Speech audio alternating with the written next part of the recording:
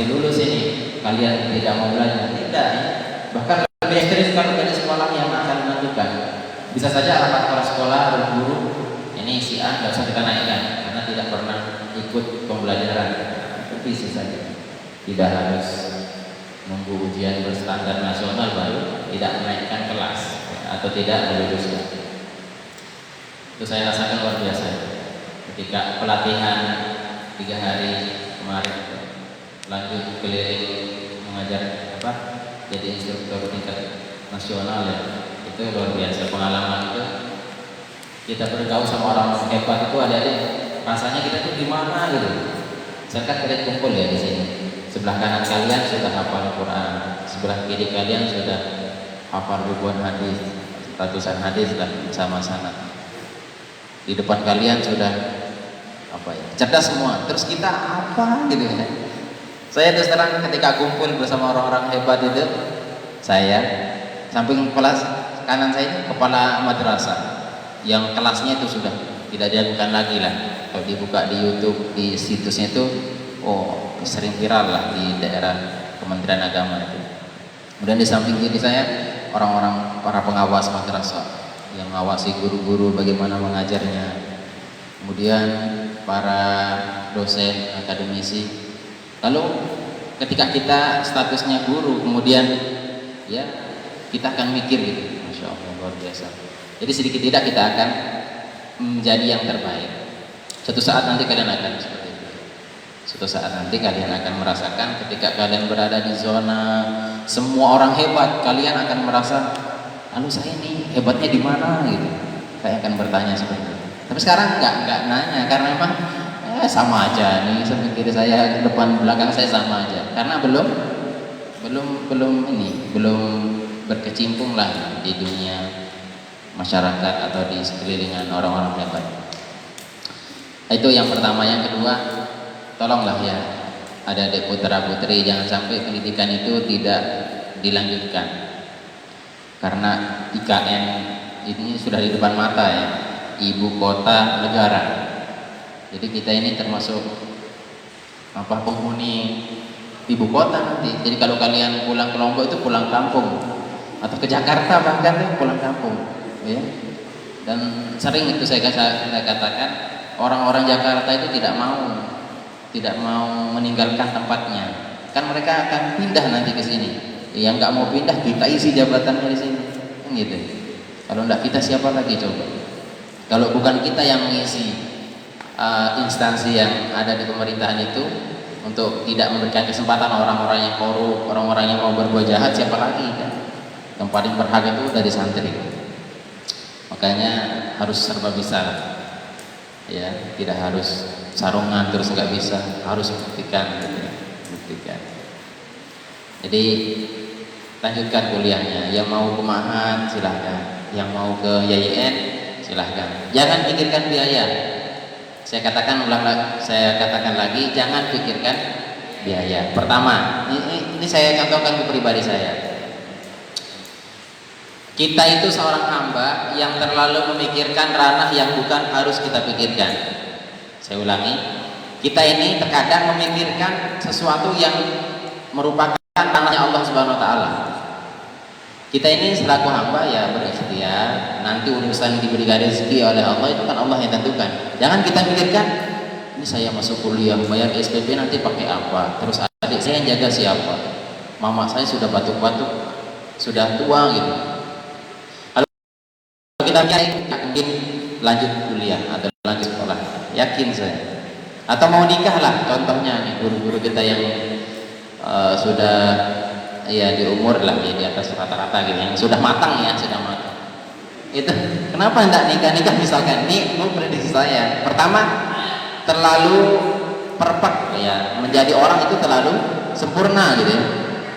Harus itu menyediakan rumah bagi dia baru menikah, menyediakan sudah mapan, merasa mapan baru akan menikah. Lalu nanti setelah menikah mau kasih makan apa anaknya, kan itu pemikiran yang bukan ranah kita itu. Kita yakin saja kan Allah Maha Kaya ya. Kita khawatir diri miskin, sedangkan kita punya Allah yang Maha Kaya. Itu terus terang saja. Itu kalau pribadi saya itu memang nekat modelnya. Bismillah mau nikah, Bismillah nikah sudah. Iya kan? Kalau mau lanjut S2, lanjut Bismillah. Iya kan? Allah kaya, ngapain kita seorang hamba yang takut saya miskin, padahal kita punya Allah yang mana? Kaya, sudah yakin saja lah. Bismillah. Kalau mau hari ini Ustaz Kusuma, Bismillahirrahmanirrahim ya, Bismillah amun. Itu. Iya, insyaallah lah barokah. Niatkan ibadah, tapi kata kuncinya niatkan ibadah. Kuliah mau ma'had atau kemana, itu niatkan ibadah. Insyaallah barokah. Itu saya ceritakan biar kalian termotivasi saya, biar kalian termotivasi. Ini ada yang mau ke ma'had kan nanti? Ada. Insyaallah, mudah-mudahan lah. Karena biar nyambung ilmunya nanti kalian. Luar biasa nanti teman-teman kalian masuk ma'had, teman-temannya lulus apa? Dia akan di sini sama-sama mengerti ya kan, mengajarkan apa yang telah mereka dapat. Itu luar biasa, barokahnya luar biasa. Satu-satunya lembaga pendidikan yang duduk bersila, kemudian tidak ada istilah interupsi angkat tangan, bertanya secara nyata gitu ya, atau menyanggah ya, itu luar biasa. Itu ya, jadi lanjutkan. Ya, jadi saya cerita ini pertama saya lanjut S2 itu dapat beasiswa dari Kemristek Dikti, Kementerian Riset dan Teknologi, itu kurang lebih ya senilai 47 juta. Itu saya tidak pernah memikirkan dapat itu. Yang penting daftar, bismillah. Serah, ya daftar pertama pakai uang pribadi lah, kemudian nanti bayar per semester berapa? 5 juta. Kalau kita pikir-pikir secara material ekonomi, finansialnya, itu gaji sebulan misalkan, mohon maaf, bersih lah ya setelah beli gas, beli beras, apa lagi, beli lauk pauk kan, itu kurang lebih ya bersihnya sejuta lah misalnya, bersih sejuta. Bisa beli pulsa dan kuota gitu kan, sejuta. Kalau 5 bulan baru dapat 5 juta kan? Padahal secara nanti kebutuhan mendadak pun ada, tiba-tiba sakit, ban kempes, kan ganti itu kan. Itu kalau pikiran secara ekonomi itu tidak akan mampu. Sedangkan bayar kuliah satu kali 6 bulan 5 juta, atau bahkan 7 juta.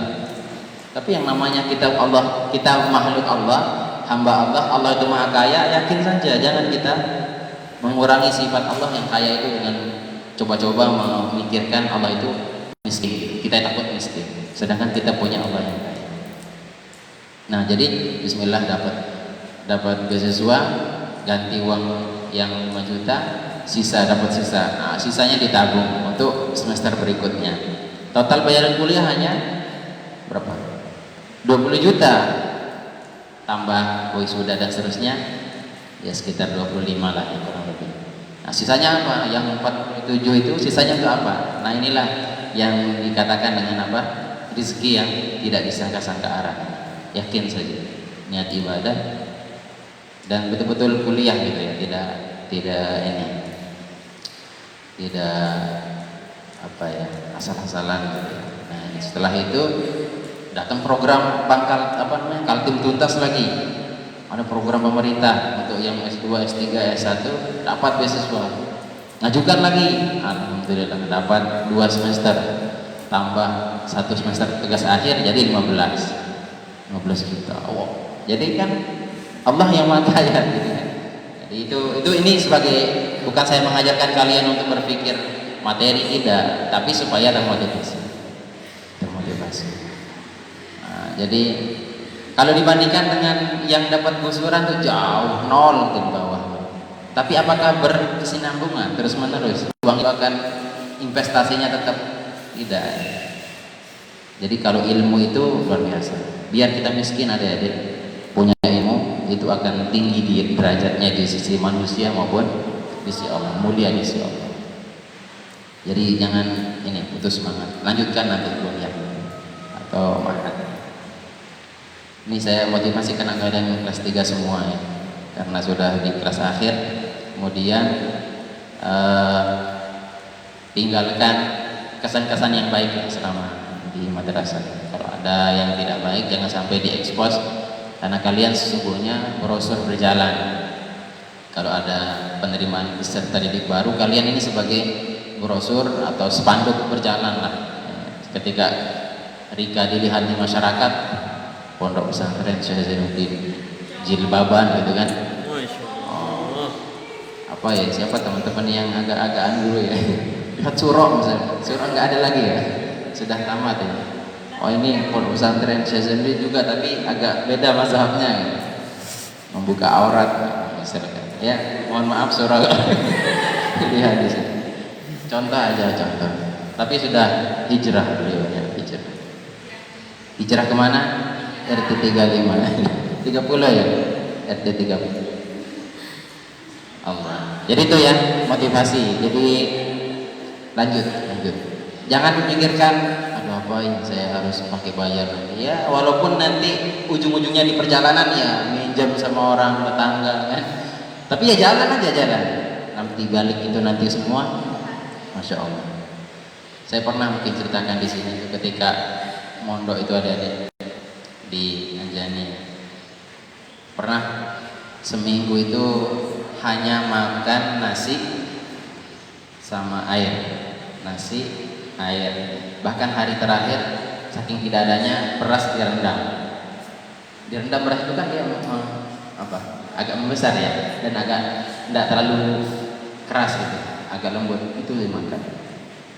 Kapan dimakan? Pas sahur sama buka, karena program ya kita berusaha coba ini kuasaan Allah itu luar biasa ya, bukan nyoba sebenarnya ya, memang saking gak adanya juga gitu ya, saking ya nama kita miskin kan, orang kampung itu ya kalau ada rezeki alhamdulillah, nanti datang banyak teman datang, kalau datang orang tua kita nganterin kumpul sama kita, habis ada kehilangan mereka, biasa itu ya fenomena apa.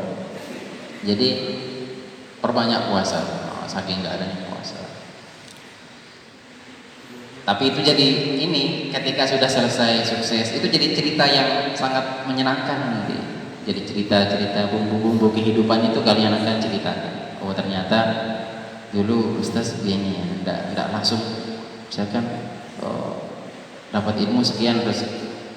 Jadi ada proses ini yang kadang orang tidak melihat. Bagaimana abah-abah kita di sini kan luar biasa, sampai disekolahkan oleh Pemprov, ya kan, sampai ke Solatiyah dan seterusnya ya, beasiswa itu lebih luar biasa.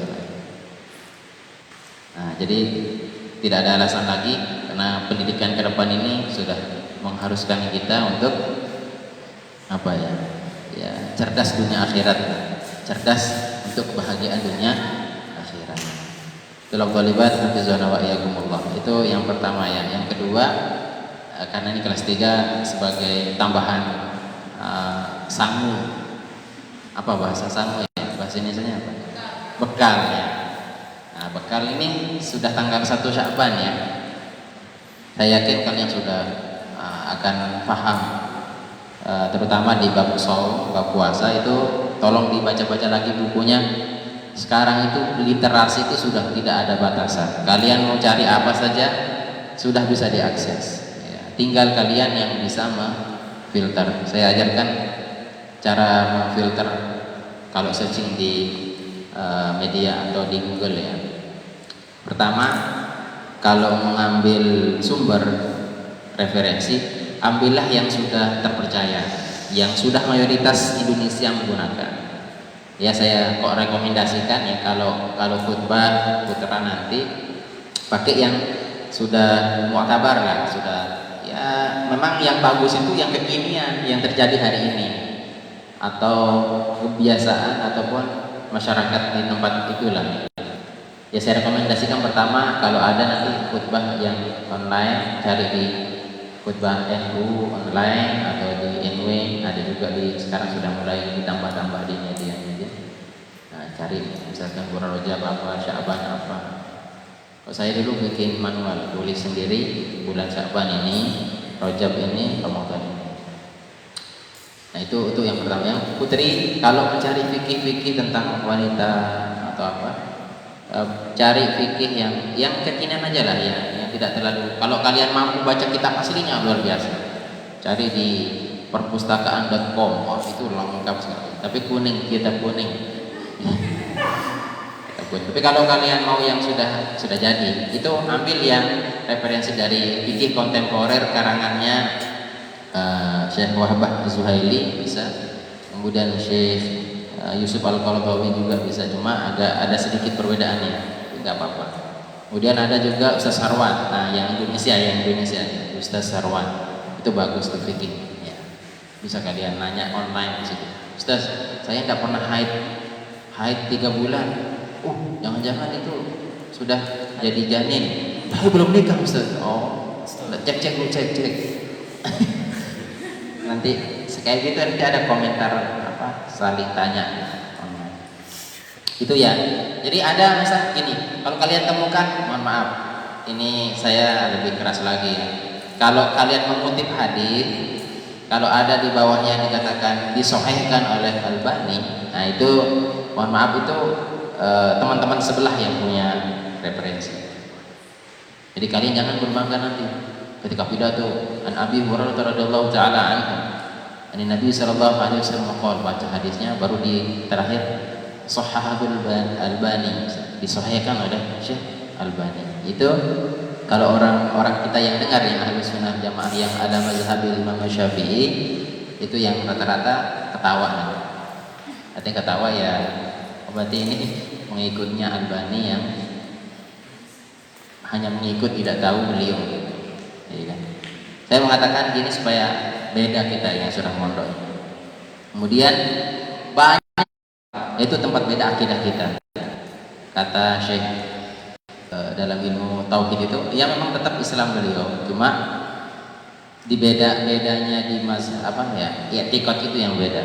I'tiqad mereka bahwa Allah punya tempat, sedangkan kita yang mazhab Syafi'i, kemudian Ahlus Sunnah wal Jamaah yang ahli mazhab Imam Syafi'i tidak, Allah itu tidak punya tempat dan tidak butuh tempat. Masa Allah yang ciptakan tempat lalu butuh tempat? Yang jelas Allah itu tidak butuh tempat. Ya. Makanya kata Syekh dalam Syekh Umar Nawawi Al-Jawi itu, akan tanda sempurnanya iman seorang dia tidak ada kam, kaifa, mata, ha. Kalau sudah ada kata-kata ini mengapa, kalau menanyakan mengapa Allah ini, kenapa, kemudian di mana, berapa, itu kalau sudah tidak ada pertanyaan seperti itu, maka sempurna iman orang tersebut. Jadi yakin saja kalau perkara itu kembali kepada Allah, maka kembalikan sepenuhnya kepada Allah. Jangan mengatakan Allah itu punya tangan, Allah itu punya jas isi. Tangan di sana ada yang menafsirkan kekuasaan, ya, kekuasaan. Ini supaya clear ya, karena kalian bisa lagi. Atau ada yang punya prinsip setelah lulus SMA langsung menikah, silahkan, karena kuliah ataupun di ma'had itu tidak dibatasi walaupun sudah menikah. Tapi nanti resikonya sering ditanya sama yang belum nikah, bisa udah nikah ya? Iya, mau nanya dong. Biasa teman-teman usil kayak gitu. Biasa teman saya itu berapa orang yang sudah nikah, sengaja kita dekati. Bab Quratul Uyun kan, kitab Fathul Izar, buka sarung gitu kan. Apalagi kitab Uqudul Lujain. 3 kitab aja yang saya tahu itu ya. Ustaz lebih kayaknya. Lebih berapa Ustaz? Guru soleh biasa. Yang saya tahu itu Quratul Uyun, Fathul Izar, Uqudul Lujain. Itu masya Allah luar biasa ya. Ceritanya sampai ada yang sampai cerita luar biasa lah. Ya namanya kita pengen banget kan waktu masih mahal ya, pengen tahu, maksudnya bukan pengen itu ya, pengen tahu. Padahal ya kurang lebih aja. Apa tadi? Ya, jadi menikah nggak apa-apa, misalkan Yulia setelah ini mau menikah. Masya Allah. Silakan lanjut kuliah nggak apa-apa. Jadi suami yang antarkan ke kampus, ya, pulang ngampus diimpus kan gitu. Tentunya mampus. Iya. Nanti masuk pikul fakultas. Setelah itu nanti pikul. Iya. Pikul suami kan gitu. Pikul anak. Tidak apa-apa. Jadi Setelah MA itu sudah tidak ada batasan, artinya menikah silakan. Karena sudah termasuk di atas rata-rata umur nikah. Boleh. Ya, Hairul misalkan tidak tahan, bismillahirrahmanirrahim ya. Bismillahirrahmanirrahim kan? Misalkan, tapi itu bukan rekomendasi saya ya. Seandainya ada yang punya prinsip kayak tadi, silahkan gitu. Saya tidak melarang. Cuma sebaiknya apa? Ya, sebaiknya ya pendidikan dulu. Tapi ini mohon maaf putri itu memang dalam hadis itu disunahkan, salah satu yang disunahkan segera itu menikahkan anak kita yang perempuan. Ini bagi bapaknya yang dianjurkan ya. Bapaknya itu kalau punya anak perempuan, nikahkan dia. Menikahkan dengan siapa? Dengan pilihan bapaknya. Makanya kan dalam fikih itu apa istilahnya? Wali mujibir kan? Wali mujibir itu artinya wali yang berhak memilih, menentukan. Apa ya? Mujibir itu yang punya kuasa, artinya bisa memilih siapa saja jadi menantunya. Misalkan saya punya anak sebanyak kalian, saya tentukan kamu nikah sama ini. Mau gak mau harus mau. Itu kelebihan wali mujibir. Tetapi kan orang tua yang baik kan pasti punya perhitungan. Tidak mungkin akan menikahkan anaknya dengan. Kita belajar dari ini aja. Jadi saya yakin mudah-mudahan lah kalian semua dapat yang perempuan, yang putri dapat laki-laki yang soleh. Amin. Yang putri dapat yang solehah, insyaallah. Karena yang baik bersama orang yang at-thayyibuna lit-thayyibin, at-thayyibatu lit-thayyibin, at-thayyibat lit-thayyibin. Laki-laki yang baik bersama wanita yang baik. Coba lihat Nabi Muhammad SAW. Beliau itu luar biasa mengajarkan kita ini supaya kalian ini termotivasi. 4 sahabat yang mulia khulafaur rasyidin. Abu Bakar, Umar itu siapa Nabi? Abu Bakar mertua. Sayyidina Umar kalau tidak mertua menantu. Sayyidina Abu Bakar, saya ulang, mertua. Sayyidina Umar mertua. Sayyidina Ali, Utsman dulu menantu. Sayyidina Ali menantu. Nih, Rasul itu bagaimana solehnya Abu Bakar, bagaimana solehnya Umar, bagaimana solehnya Utsman, Ali. Abu Bakar itu disebut loh dalam Al-Quran mulianya beliau itu. Apa ayatnya?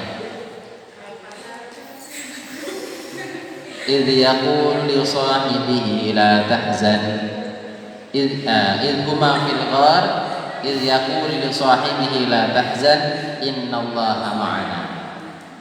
Ingatlah ketika Nabi mengatakan kepada sahibnya, sahabatnya. Siapa yang menemani Nabi di Gua Hira saat itu? Gua Tur, mohon maaf. Iya. Siapa? Abu Bakar. Abu Bakar. Para sejarah itu sepakat yang menemani Rasul saat beliau diusir atau mau hendak hijrah ke Mekah, ke Madinah, itu beliau di mana? Bersembunyi di mana? Gua Tur. Gua Hira itu tempat menerima wahyu. Sendiri Nabi kalau di sana bertahannud bahasa Arabnya. Kalau di sini bersemedi kalau bahasa Indonesia. Iya, bahasa nggak bagus sebenarnya itu. Beribadah lah ya. Abu Bakar itu luar biasa. Seluruh hartanya itu sanggup semuanya diserahkan kepada baginda Rasul untuk kepentingan agama. Laki-laki yang kaya raya, dermawan, tegas, idealisnya tinggi. Kemudian punya anak punya anak yang saya tahu ya. Selebihnya nanti baca buku sejarah lagi. Pertama, siapa yang dinikahi Nabi anaknya Abu Bakar? Siti Aisyah. Aisyah bukan Aisyah. Aisyah romantis itu bukan Aisyah. Aisyadun tulisan Arabnya. Aisyah. Orang yang Aisyah, orang yang ya hidup bahagia. Kalau bahasa beliau itu Umairah ya, yang punya pipi kayak bakpao. Bukan bakpao, kemerah-merahan, agak mirip-mirip pink lagi dia. Kalau kita kan merah dikasih bedak ya. Kalau beliau alami. Ya, zaman dulu nggak ada pondus, nggak ada untuk skin atau untuk glowing. Nah, Siti siapa? Siti Aisyah. Punya saudari namanya Siti Asma. Siti Asma itulah yang mengantarkan makanan kepada Abu Bakar dan Nabi ketika dalam gua. Itu Siti Asma itu. Padahal dalam sejarah itu Siti Asma lagi mengandung besar. Lagi mengandung jalan tingginya itu. Ya mudah-mudahan nanti kita semua ada nasib untuk ke sana melihat langsung seperti apa gua tuh. Iya, gua. Kemudian solehnya Umar. Umar itu punya anak yang dinikahi Nabi, anaknya Umar siapa namanya? Siti Hafsah. Kita ini termakan oleh bahasa Indonesia sebenarnya. Artinya bukan cicip yang bahasa Indonesia, tapi bahasa Arabnya itu Hafsatun, Hafsota, Hafsah. Itu muannas enggak ya? Apa? Muannas apa? Bismillahirrahmanirrahim atau enggak? Hafsah lah. Hafsah bukan Hafsah. Beda loh maknanya. Hafsah dengan Hafsah beda. Enggak percaya buka kamu. Hafsah. Siti Aisyah. Kemudian itu yang dinikahi siapa? Nabi, anaknya Sayyidina Umar. Berarti Nabi itu melihat calon mertua itu orang-orang soleh kan gitu. Nah, kalian juga kayak gitu nanti. Minimal kalau tidak mertuanya soleh, nah jadi carilah menantu ya. Soleh, soleh. Yang punya soleh. Kemudian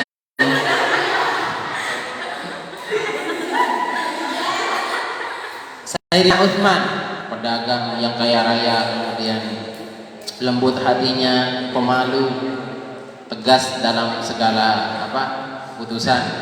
Sayyidina Utsman itu adalah menantu Rasulullah. Siapa yang dinikahi oleh Sayyidina Utsman?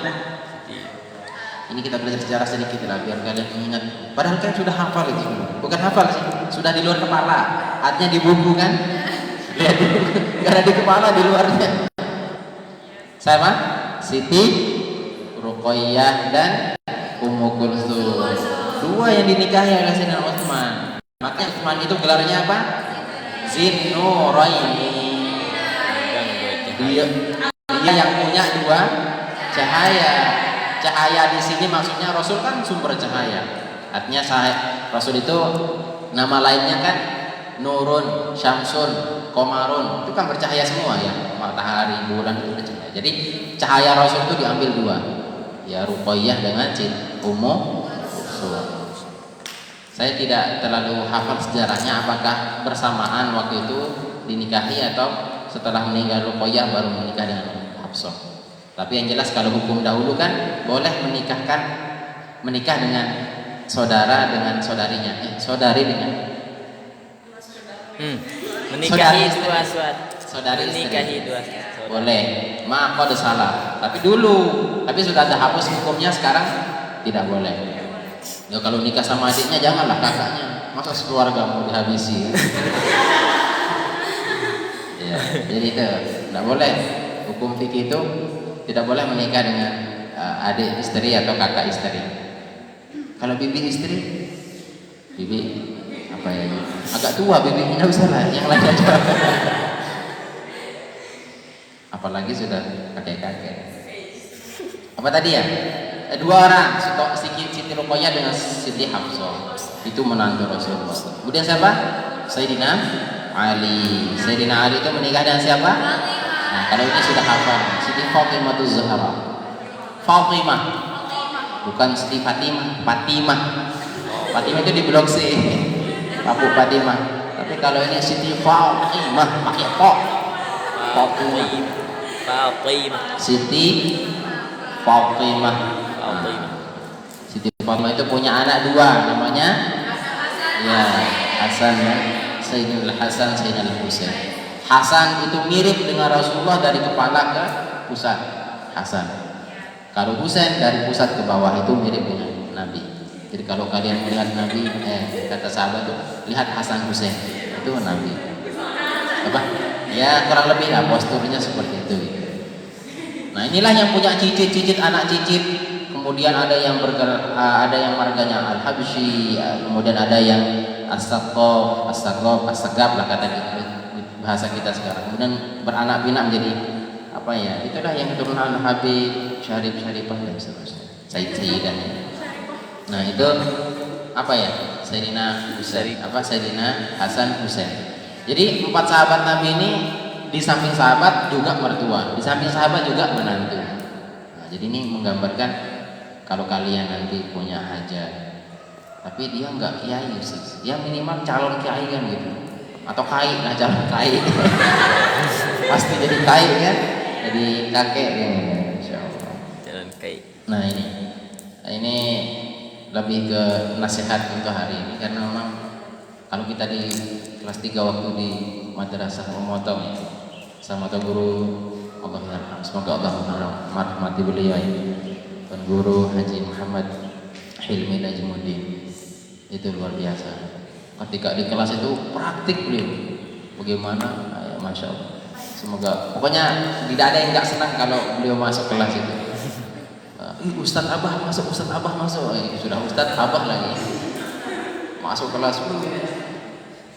Yang saya ingat sekali beliau itu, ya kalau tidak mampu 1 nikahlah 2, kata beliau. 2 beliau sendiri kan 1, 2, 3, 1, 2, 3 kali macam 3. Yang terakhir 2 istri beliau. Ya Masya Allah. Mudah-mudahan ada yang bisa. Iya, karena memang dalam Al-Quran itu jelas loh. Masna wa thulatha wa ruba'. Nikahlah, fankihu ma qabalakum minan nisa masna wa thulatha wa ruba'.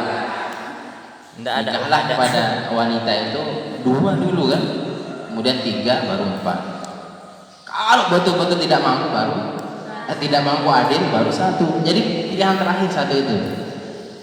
Ya, saya tidak menganjurkan nikah coba-coba, nikah ya sesungguhnya. Karena memang kenapa khitabnya langsung 2? Kenapa?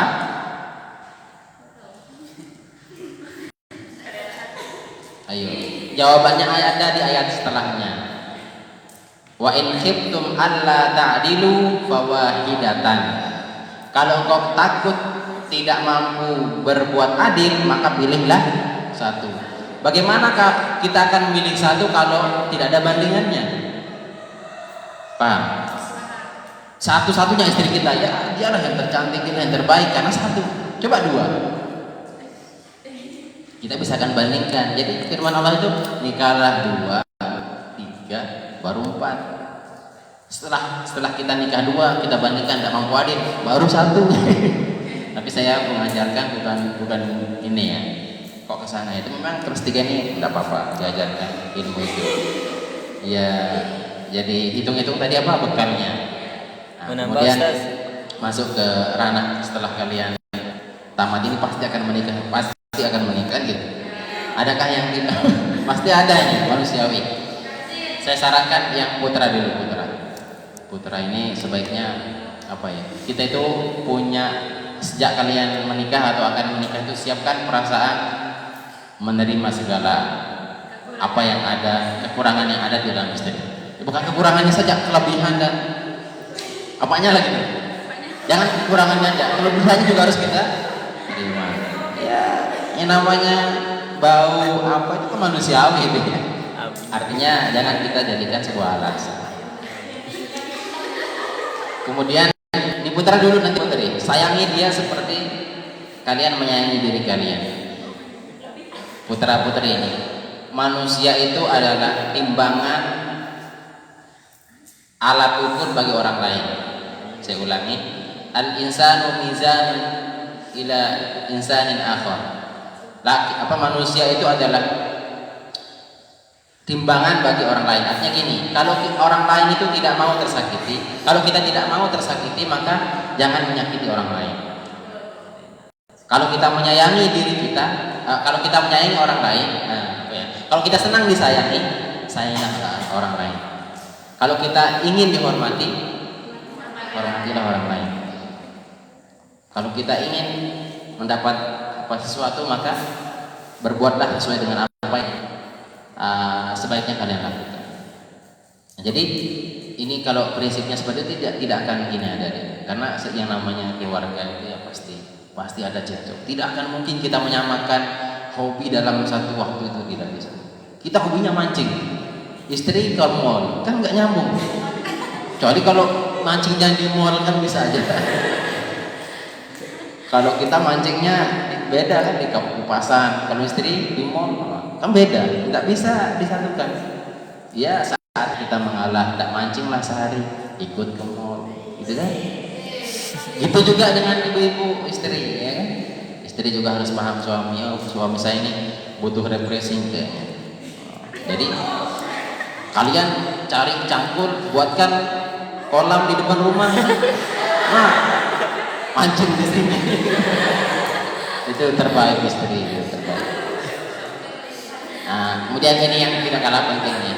Ini sudah masuk ke ranah praktik, sudah ranah praktik dalam konteks sehari-hari. Ketika kalian dimasakkan istri, usahakan apa ya putra, kalian harus bangga dengan istri. Sejelek-jelek masakannya gitu, itu adalah hasil karyanya. Puji saja, puji tinggi-tinggi. Yakin saya, setelah itu kalian akan diservis lebih dari yang kalian puji gitu. Artinya kalian akan merasa kebahagiaan yang luar biasa. Setelah dikasih makan sama istri, disuguhkan, selesai makan ya alhamdulillah, terima kasih istriku kau telah masakan hari ini. Pegang kepalanya. Padahal yang wajib masak itu yang ya apa bahasanya yang harus membantu dan apa, karena saya kerja ya alhamdulillah engkau yang membantu. Lalu kecup kening, hilang pokoknya kecapeannya, nyuci anak, nyuci piring, hilang. Makin giat. Ini praktik. Nanti setelah ini ilmunya Tuan Guru ini waktu Langsung pengen nikah ini. Nasihat pranikah ya. Iya, itu luar biasa itu. Dan rata-rata ibu-ibu senang sekali. Ya, saya bukan nanti ya, survei, saya punya survei ya, survei. Bahkan dengan kata-kata yang baik saja sudah senang orang, senang sekali. Masya Allah, hari ini dengan bahasa sindiran sudah paham. Kalau yang sudah ngaji kayak kalian paham. Masya Allah, suasana dinginnya, apa yang enak? Itu sudah langsung spontan istri itu masak kompor anak-anak. Ambil kopi kan. Iya. Ini harus paham nanti putri. Kemudian ya putra tinggal pakai kode-kode aja. Kayaknya hari ini melelahkan ya betul-betul. Berarti sudah kalian yang putri siap ambil balsam, urut gitu. Main pijat. Ya, ini sudah teknis. Ya. Nah, itu sebagian dari. Nah, kemudian yang terakhir yang mohon mudah-mudahan sering diamalkan oleh pribadi kami. Ketika sebelum kalian terpisah di ranjang atau sudah artinya mau ke dunia masing-masing kan, tidur itu kan ke dunia masing-masing ya suami ya tidur, istri ya istri, dia mimpinya kan beda-beda, nggak mungkin ketemu di mimpi juga beda. Nah mungkin sang suami mimpiin mantannya gitu. Tapi mantan anunya, maksudnya mantan bosnya, bukan pacar, kan tak pernah pacaran. Nah jadi ketika itu usahakan perpisahan itu diawali dengan kata-kata maaf. Mohon maaf istriku atau suamiku, hari ini ada kesalahan dari saya pribadi, mohon maaf yang sedalam-dalamnya. Begitu juga istri nanti mengucapkan gitu, saya walaupun tidak begitu saya maafkan sudah. Atau gini, apa bahasanya, Saya juga dengan turut ikhlas minta ridho taharannya, minta maaf. Jadi sudah sama-sama saling maafkan. Jadi ketika meninggal dunia salah satu di antara kita itu husnul khotimah. Karena wanita itu kan surganya di laki-laki. Kata kuncinya di suaminya, surganya di suaminya. Jadi jangan sampai suami itu tertidur dalam keadaan menanggung amarah atau ada sesuatu yang mengganjalkan. Usahakan minta ridho ta'ala. Setidak solehnya laki-laki itu, kalau kalian mendapatkan suami yang mohon maaf kategori misalkan tidak terlalu soleh, maka ya kalian harus terima dengan lapang dada. Ajarkan sedikit-sedikit. Ini caranya istinja kak. Ini caranya mandi gitu. Diajarkan. Tapi saya yakinlah laki-laki yang baik akan bersama.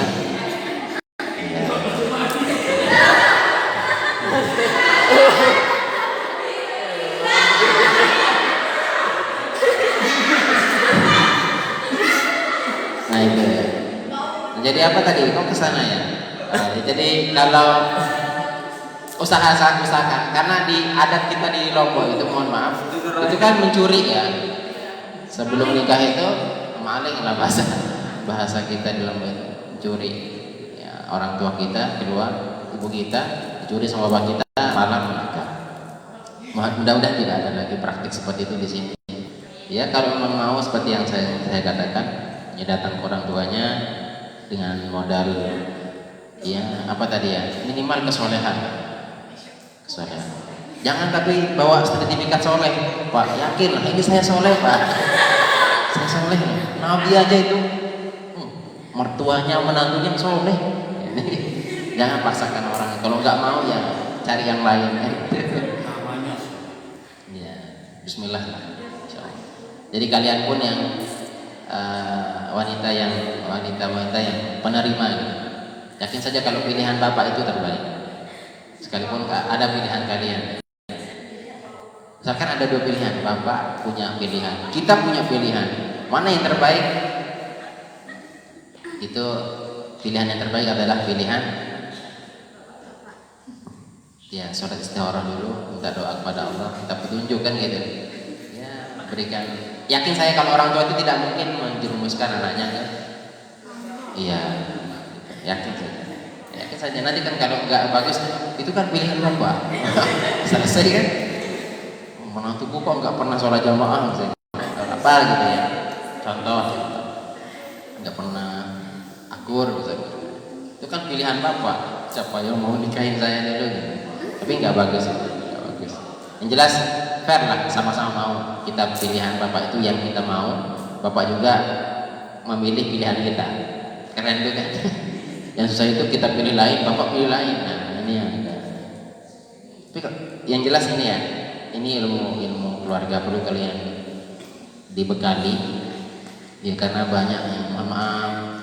Saya itu pernah di Tenggarong Seberang di L2 itu melihat statistik angka perceraian itu semakin meningkat. Itu karena apa ya? Banyak faktornya. Ada yang karena HP. Itu terutama HP. Jadi jangan sampai terlalu khusyuk lah pegang HP sampai melupakan suaminya, anaknya tidak ditetein, istrinya tidak kasih nafkah karena itu banyak. Tapi saya rasa itu karena kurang ilmu sebenarnya, kurang ilmu. Di saat suami marah, istri berusahalah menjadi pembawa air yang memadamkan amarah itu. Jangan suami marah bawa ember. Iya, jangan. Suami pun gitu. Semarah-marah istri itu masak nasi. Biar sambil ngomel masak nasi kan. Biarkan aja ngomel mulutnya, tapi kerja tangannya masak goreng ikan apa. Masak. Insya Allah. Walaupun itulah istri kita. Ya, pengomelnya ada, memang fitrah manusia. Ini kalian harus tahu nanti putra. Ya, biar tidak takut. Nah itu ya. Jadi biar ngomel-ngomel masakannya. Kalau ngomel ini ilmunya, jangan sampai dilawan. Kalau dilawan itu bisa patah, bisa terjadi konflik. Itu yang tidak bagus. Mungkin silakan ada kita tanya jawab. Ya, yang mungkin yang tanyakan seputar tadi munakahat, bab pernikahan atau bab praktiknya. Jadi jangan pikirkan gini ada, pikirkan nikah itu kok maunya arahnya ke sana. Nah, menyatukan dua insan, keluarga besar, nikah itu ya. Yang sebelumnya kita tidak orang asing di situ, tapi setelah masuk semua ikut keluarga kita, kemudian menjadi satu. Ya. Dan saya rasakan perbedaan itu ada ketika saya berada di tengah-tengah. Saya sekeluarga, bapak misalkan yang NU, kemudian adiknya bapak Muhammadiyah, adiknya ibu Wahabi. Terasa sekali ketika kita kumpul, itu tidak ada yang memeras bahwa saya yang paling baik, saya yang paling benar. Tidak. Semuanya toleransi. Itu yang terpenting, damai dalam melakukan ibadah, berinteraksi ya biasa. Jadi itu yang dihendaki. Bukan kita mentangi kata ustaz saya tidak benar itu. Nah, itu namanya apa ya? Apa?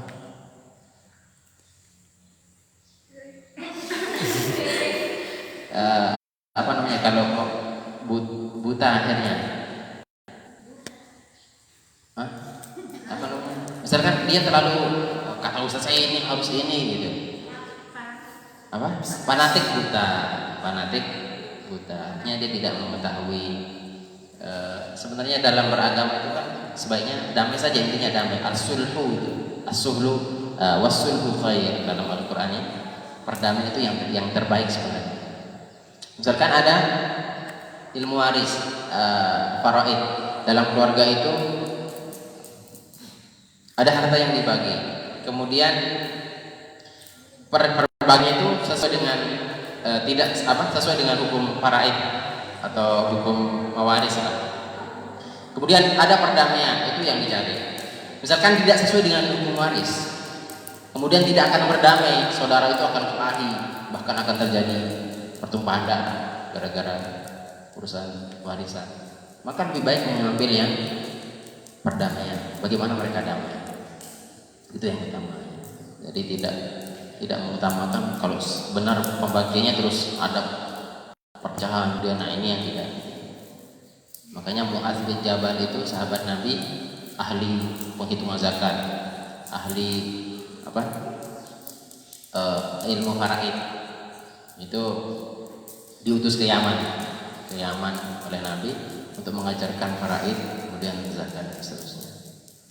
Ya, mudah-mudahan di sini kalian sudah mengilmu. Kalau sedikit itu sudah yakin saya sudah bisa menghitung minimal untuk dirinya kan gitu, keluarganya. Zakatnya berapa, ya kan? Kemudian waris dan seterusnya. Nah, itu luar biasa. Mu'adz bin Jabal itu luar biasa, cerdas dalam hal menghitung. Silakan dari putra terkait bikin apa ya? Putri? Atau pakai kertas boleh, yang kayak kemarin lanjutkan sedikit. Yes. Dari ada keamanan spirit wanita bagaimana? Adakah amalan supaya wanita itu ingin dimadu?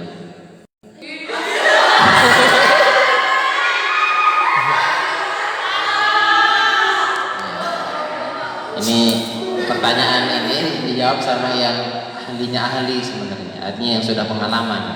Kalau baru cuma satu, ya belum pengalaman kan gitu.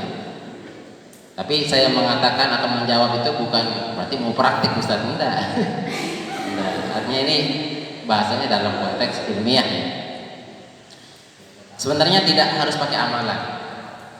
Kalau pribadi saya menganalisis ya, itu tergantung servisnya suami.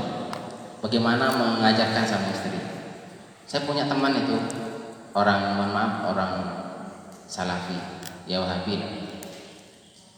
Dia istrinya itu bukan didoktrin ya, diajarkan itu sampai istrinya itu, masya Allah, tinggal apa ya, cium kaki itu sudah biasa sama istri suaminya. Kemana saja jadi salimannya, jadi musafahnya. Kalau mau pisah, misalkan istri mau ke dagang pasar, suami mau menjaga toko itu Salam perpisahan mereka, istri kaki sama suami. Saking taatnya. Indikator taat itu loh ya. Salah satunya, bukan semua. Kemudian di doktrin itu pokoknya suamimu ini biar jelek-jelek surgamu ada di sini. Turuti kata saya, ya suamiku. Saya mau nikah lagi, ya nikah aja. Di doktrin itu sangat mendukung itu. Jadi saya kayak carikan, ya carikan, dicarikan sama istrinya. Yang terbaik lagi, seangkatan dia alumni, dia dicarikan. Yang second, enggak second, yang masih ting-ting gitu. Saya masih ting-ting. TikTok. Bukan KW-KW ya, apalagi second enggak. Jadi dicarikan dan betul menikah. Dan masya Allah. Itu amalannya apa? Amalannya tadi doktrin yang baik itu, pengajaran yang baik. Tapi jangan sampai menghalalkan segala cara juga. Intinya itu mungkin salah satunya. Selebihnya nanti beliau lebih tahu sebenarnya. As-sa'il a'lamu minal mas'ulin. Mas'ul yang menanya lebih pintar dari yang atau bukan menanya sih, mengajarkan kita semua sebenarnya. Itu punya Herul, Latif, itu ilmunya ya.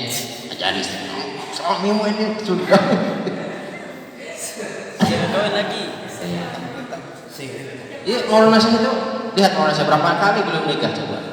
Sampai Siti istri beliau yang Siti Fatmah, Umi Fatmah itu mencarikan istri beliau.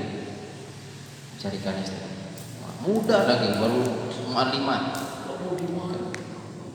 Ya. Silakan putri, ibu-ibu, bapak. Ya, nikah silakan. Atau dari ibu-ibu yang menyaksikan ada Khairul Anam, Zainul, apa namanya? Ya, Arif. Enggak, Zainul yang L2. Oh, Zainul kan? Ya, kan? Yang lain juga silakan. Saya paling senang ditanya. Kalau nanya itu ada nilai poinnya. Misalnya nih Ustaz kan sudah berumah tangga. Terus suaminya itu kita tahu dia melakukan suatu kesalahan. Tapi dengan kesalahan itu kita diam dengan sabar karena di dalam rumah tangga itu terjadi suatu pertengkaran. Diamnya kita itu ada sebuah dosa atau tidak Ustaz? Ya, bagus pertanyaan. Ini sudah langsung ke aplikasi. Langsung praktik gitu ya. Tapi mudah-mudahan tidak seperti itu kan harapan. Ini kasus ini bisa di dunia nyata maupun ada di pikiran. Kalau seperti itu ada suami yang mohon maaf solehnya agak kurang soleh.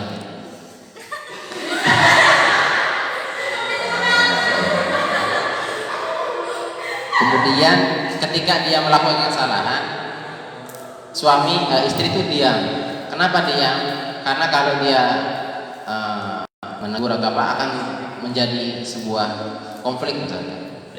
Iya, jadi kita lihat dulu batas kesalahan itu kan banyak. Kesalahan apa yang dia lakukan? Kalau dia mengambil barang orang, ya kembalikan barang orang itu kan. Kalau dia sering malak orang atau jadi preman di pasar, itu ya jadi jangan dinasehati dulu gitu. Jangan sampai kayak tadi langsung dilaporkan ke orang tuanya tegas, ABRI misalkan orang tuanya, TNI langsung pistol, janda langsung jadi statusnya jadi tidak ada suaminya sudah.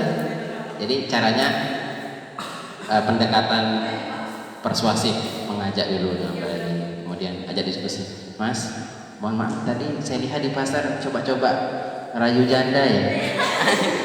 Nggak apa-apa mas, asalkan jandanya kaya, nikahi aja gitu kan.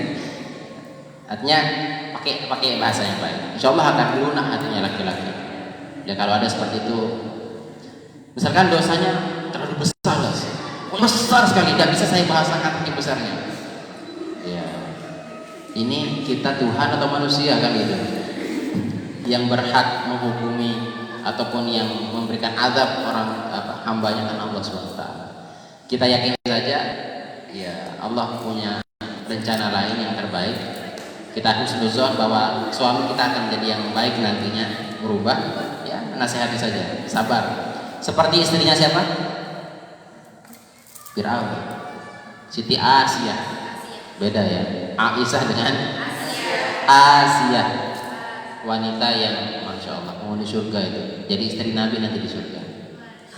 Beliau itu saking mempertahankan imannya, sanggup dipanggang di api besar, di bejana besar sama anak-anak, sama Firaun. Siapa lagi yang mempertahankan keimanannya? Itu wanita soleha, wanita soleha. Ya, karena kata ini firman Allah kan sabda Rasulullah dalam firman Allah dalam hadis qudsi mengatakan, ya bani Adam, hai anak Adam, innaka ma da'autani wa raja'tani ghafartu laka ala ma kana minka. Wahai hambaku, kalau engkau mengharap kepada ampunanku, maka wala ubali ya bani Adam, saya tidak peduli wahai anak Adam, hai manusia, lau ballagta laka anna nas-sama thumma astaghfartani ghafartu laka. Saya tidak peduli mau dosamu memenuhi langit dan bumi, kata Allah, hadis qudsi. Thumma astaghfartani, kemudian engkau meminta ampun kepadaku, ghafartu laka, saya ampuni engkau. Jelas firman Allah dalam hadis qudsi. Jadi seburu-buru suami kalian atau istri kalian itu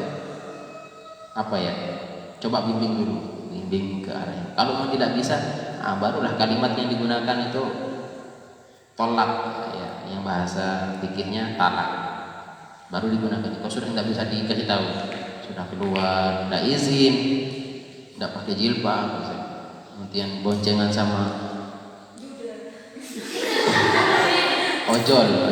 ojek online, itu kayak orang kesurupan gitu, tangannya ke sana, pokoknya menempel banget lah kayak pelangkul gitu.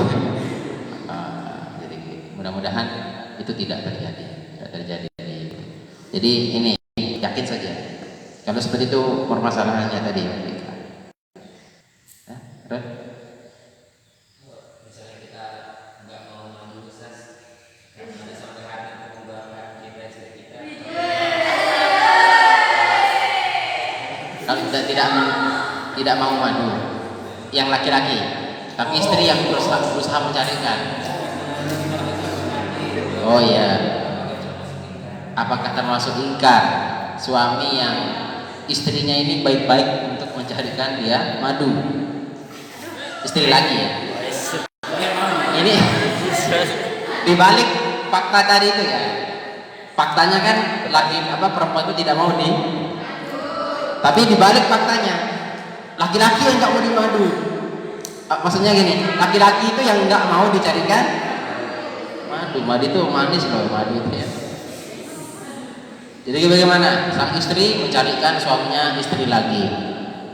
Suami nggak mau, takut menyakiti perasaan istri. Kalau posisinya seperti itu, ini kita harus melihat dari kacamata pertama, kebijaksanaan istri dulu. Hargai dulu kan usahanya. Capek lo cari istri yang nikah ya sama suami saya.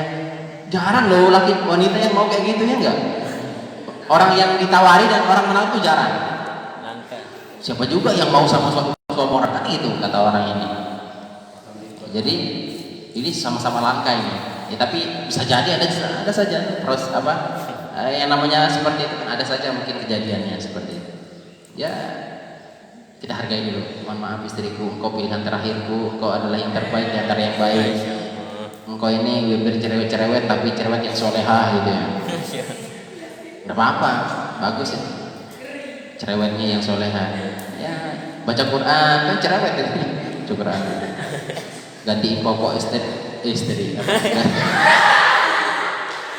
Gantiin popok bayinya, Masya Allah pipis, ini nikmat Allah, kita syukuri. Kentut, berbunyi kentutnya. Cebok dulu ya biar bersih. Ini namanya istinja, bukain pampasnya, ambil tisu. Nah ini namanya apa namanya, menghilangkan najis. Nanti biar sah sholatnya. Nggak bisa diam tuh. Istri itu yang punya sifat kayak gitu. Nah setelah ini kita wudhu ya, wudhu. Pokoknya diajarkan. Apa doa setelah apa ya, lupa ya. Cari di Google dulu. Oh ini doanya. Baca. Berhenti itu bicara terus. Saya, Masya Allah, ada pengalaman punya teman, tapi temannya ini nggak bisa ngomong terus ya, ngomong. Masya Allah, kalau itu ya luar biasa lah. Intinya cerewet yang solehah, nggak apa-apa. Kayak gitu nanti hargai dulu perasaan istrinya. Mohon maaf kau yang terakhir. Tapi nggak mau, saya pokoknya mau di madu. Saya mau dapat bendera Siti Fatimah nanti di akhirat. Siti Fatimah itu di madu. Kan ada katanya ya, wanita ini madu akan dapat bendera. Orang yang nggak mau di madu itu ditanya, kan nanti dapat bendera. Nggak mau bawa bendera gitu kan. Malas gitu. Orang sibuk di akhirat itu cari bendera. Saking gak sukanya madu. Bahkan mangga madu tak disebut dengan mangga madu, disebut dengan mangga Monyet. Itu yang salah ya. Mangga monyet. Itu ya. Ada tip? Putri lagi? Dah? Oke, mudah-mudahan ada manfaatnya. Ini jadi hari ini hanya curhat ya. Curhat spesial lah. Jadi ini yang terjadi bukan pribadi saya. Saya ceritakan tadi itu dari pengalaman guru-guru kami. Itu kayak itu di Mahat. Itu semangat kita di Mahat itu diceritakan. Tuan guru soleh itu adik-adik menyetrika itu setrika sendiri, cuci baju sendiri. Itu luar biasa. Tuan guru loh, kelas tuan guru. Terus kita mentang-mentang sudah jadi suami kan, cuci. Tidak pernah kita menghargai keringat istri kita. Istri itu kalau capek di kamar mandi lagi nyuci, saja didekati, kemudian pokoknya kasih yang terbaik lah. Apalagi diambilin ATM, mas, atau apa lah, merah-merah. Luar biasa ini. Ini tidak sebanding dengan keringatmu, tapi insya Allah bisa mengelap Jadi tisunya. Insya Allah yakin itu senang nanti pasangan kita. Pokoknya kasih service yang terbaik. Kalian yang putra juga seperti itu, supaya kita saling pahami. Gitu yang kita doakan guru-guru kita yang belum bernasib atau belum ada hajat. Mudah-mudahan ada hajatnya detik ini. Ya mudah-mudahan, karena net ibadah. Sebentar lagi ini kan banyak prediksi kiamat. Apalagi kalian nonton YouTube-nya Zulkifli itu, Masya Allah. Rasanya besok mau kiamat. Supaya semangat lah. Nah, jadi mudah-mudahan kita selaku pelajar besok mau ujian bisa menjawab soal, kemudian dengan nilai terbaik di kalian masing-masing. Setelah kalian dapat nilai, jangan pernah dibanggakan nilai itu, karena sekarang bukan saatnya berogah-ogahan, berbangga dengan nilai. Saya punya teman tidak pernah nilai 100, tapi dia sekarang sudah profesor, guru besar. Itu kan luar biasa.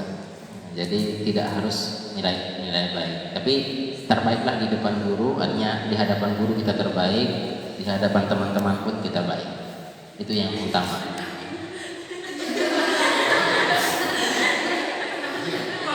Ya. Allah Subhanahu wa taala alam wa ilmu jalla wa ala. Subhanakallahumma wa bihamdika asyhadu an la ilaha illa anta astaghfiruka wa atubu ilaik. Bismillahirrahmanirrahim. Rabbana fa'alna bima 'allamtana wa rabbana alladhi yanfa'una. Rabbi faqihna wa faqihna wa qarrabna lana min dinina.